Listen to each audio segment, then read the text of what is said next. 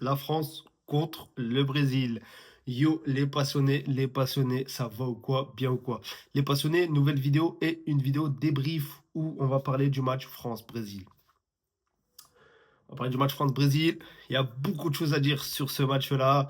Donc, voilà. Mais avant de dire toutes ces choses-là, comme d'habitude, on n'hésite pas, on partage, on like et on s'abonne. C'est gratuit et moi, ça me donne énormément de force. Et merci à tous ceux qui vont le faire. Une fois que ça c'est dit, on peut partir sur le débrief de ce match. France-Brésil. Eh les gars, France-Brésil. C'est un match où, à l'époque, t'avais France-Brésil, tu te disais, ah ouais, je suis devant la télé, je suis obligé d'être là. Je suis obligé d'être là. Vous savez pourquoi je vous dis ça? Parce que moi, j'ai regardé le match. J'ai regardé le match, honnêtement, ça m'a déçu. Ça m'a déçu. En fait, j'avais pas l'impression de voir en France-Brésil. Oui, il y a des joueurs du Brésil qui n'ont pas été là. Gabriel, bref. Mais ça faisait. Didier Deschamps n'avait jamais gagné contre l'équipe de France, contre le Brésil. En tant que sélectionneur, bien sûr. En tant que joueur, je pense qu'il a déjà dû gagner. Je crois que c'était le 16e France-Brésil. Mais les gars, en fait, quand tu vois le France-Brésil, t'es hype par ce match-là. Là, c'est un match, franchement, ça m'a.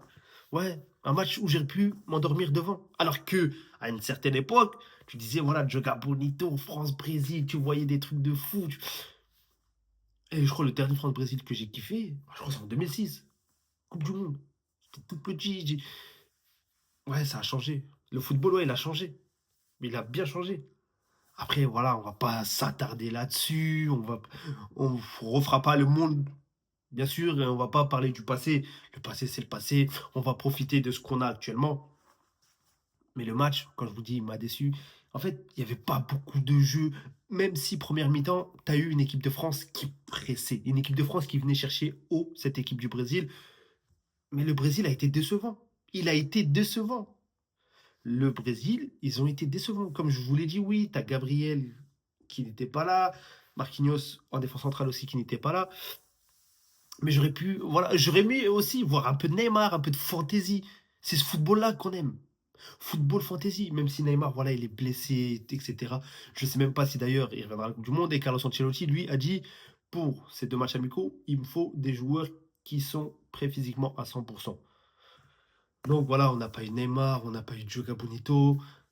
Il y a eu, dans ce match-là, en fait, pour moi, tout n'est pas. Il n'y a rien qui est bon. Il n'y a rien qui est bon.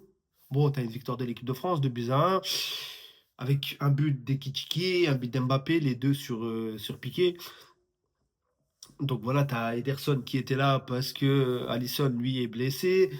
Rafinha, Rafinha, Rafinha qui s'est blessé. Comme je l'ai dit, les gars, à la trêve. Et l'Espagne, là, ils n'ont pas encore joué quand je vous parle de ça. T'as Rafinha qui est blessé, déjà. J'avais peur de cette trêve-là. J'avais peur. Et mes doutes se sont fondés, en fait. Rafinha qui est blessé. Comme je l'ai dit, eh, retour de la trêve, t'as l'Atlético.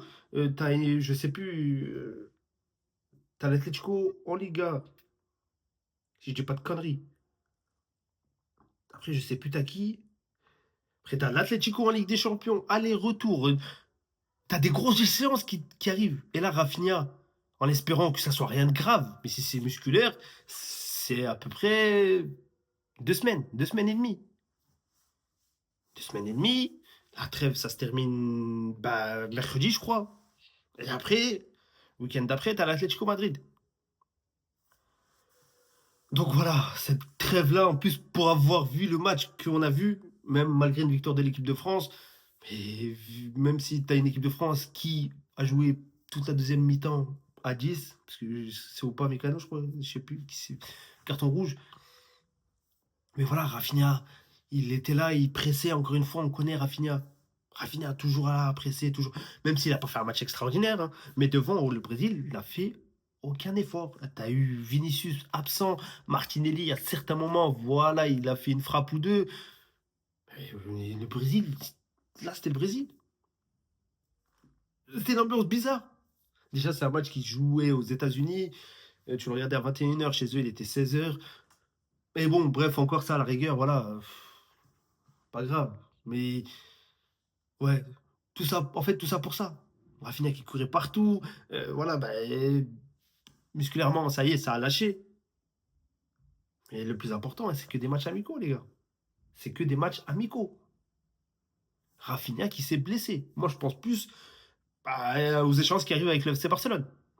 Même si on sait, Rafinha, c'est pas un mec qui triche. On sait que c'est un bosseur. On sait que sur le pressing, etc., on le sait. Kylian Mbappé, on va parler aussi. Voilà, un très beau but de Kylian Mbappé sur une très belle passe d'Ousmane Dembélé. Je vous ai dit, les gars, j'ai même pas arrêté, je vous mens pas, j'ai même pas arrêté le match jusqu'à la fin. Parce que je vous dis, honnêtement, le match, il m'a fatigué. C'est... En fait, j'attendais tellement beaucoup de ce match-là que quand j'ai vu ce qui se passait dans le match, après, tu as eu voilà, une bonne volonté de Didier Deschamps voilà, qui a joué offensive avec Kikitike, Mbappé, Dembélé, Olysée. Donc voilà, Didier Deschamps, il est venu avec une vocation offensive. Et c'est pas le Didier Deschamps qu'on connaissait voilà, défensivement, etc. Mais je vous ai dit, le match, franchement, à la mi-temps, j'ai arrêté de le regarder. À la mi-temps, j'ai arrêté de le regarder. Et après, j'ai regardé le résumé. Pour un France-Brésil. Mais ça, c'est de bon augure pour la suite, pour l'équipe de France en tout cas. Parce que c'est une équipe de France, comme je vous l'ai dit, c'est une équipe de France qui a pressé, c'est une équipe de France qui a battu le Brésil. Ça faisait, je sais plus, ça faisait longtemps qu'ils n'avaient pas battu. Donc voilà, pour l'équipe de France, c'est de bon augure en fait. Mais le Brésil, il y a de quoi se poser des questions. Franchement, il y a de quoi se poser des questions. Je ne sais pas ce qu'il va faire Carlos Ancelotti. Il sera pas jugé sur les matchs amicaux, mais on va l'attendre à la Coupe du Monde. Mais qu'est-ce qu'il va faire? Qu'est-ce qu'il va faire à la Coupe du Monde? Si tu as une équipe du Brésil qui joue comme ça, c'est compliqué. C'est l'équipe de France qui, pour moi, c'est comme voilà, en 2006 avec Zidane. Bon, à l'époque au Brésil, voilà, tu avais Roberto Carlos. Bref, on va pas s'attarder là-dessus. Mais pour moi, c'est l'équipe de France qui était le Brésil en fait. Le joga bonito, les une touche, les dribbles. À un moment, Olysée, il allait, il prenait la balle tout seul, il faisait ce qu'il voulait. Ça a été compliqué pour cette équipe du Brésil. C'est une équipe du Brésil que je reconnais même pas. Là, si tu m'avais dit, sans regarder que l'équipe de France jouait contre le Brésil, je t'aurais même pas cru. Mais en tout cas, voilà. Victoire de l'équipe de France. C'est de bon augure pour la suite, pour l'équipe de France, en tout cas. Pour la Coupe du Monde. L'équipe de France, je sais même plus joue contre qui le deuxième match. Mais voilà, c'était un match, franchement, assez déçu de ce match-là. En plus, j'apprends que Rafinha se blesse, donc encore plus déçu. Franchement, cette trêve-là, compliqué, compliqué. Mais en tout cas, voilà, c'est comme ça. On va pas trop s'attarder là-dessus, les gars, parce que je vous ai dit, honnêtement, j'ai pas suivi grand-chose de ce match-là. J'ai regardé un petit peu le résumé. J'ai vu une bonne équipe de France. J'ai vu un Brésil, voilà, un Brésil en déclin. En tout cas, c'est tout ce que j'avais à dire. Qu'est-ce que vous voulez que je vous dise de plus? À part qu'il faut que vous vous abonnez, que vous partagez, que vous commentez. Ça me ferait énormément plaisir encore une fois. Mais en tout cas, voilà, on va revenir. On va faire une vidéo. D'ailleurs, je vais vous sortir un petit peu, je pense, le programme que je suis en train de voir. Il y a une vidéo qui va sortir sur le Maroc. Le Maroc qui sortira en même temps que celle-là, que celle du Brésil, où je parlerai de la liste, etc. Il y a une vidéo aussi. Ce soir, le Maroc joue, donc on fera une vidéo sur le Maroc. On va regarder un petit peu aussi les matchs de l'Espagne, comme on sait, avec tous les joueurs du Barça qui est en Espagne.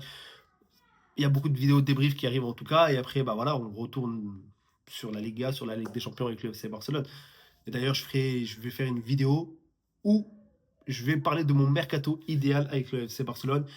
Je vais en faire une grosse vidéo. Et après, voilà, au mois de mai, comme je vous ai dit, d'ailleurs, je vais vous le mettre là encore une fois, mon Twitch.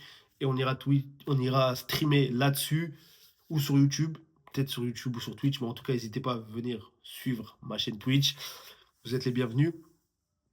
Et on streamera l'équipe qu'on a faite, l'équipe idéale. Et on ira faire une carrière dessus avec le FC Barcelone. En tout cas, sur ce, les passionnés, prenez soin de vous. Ciao!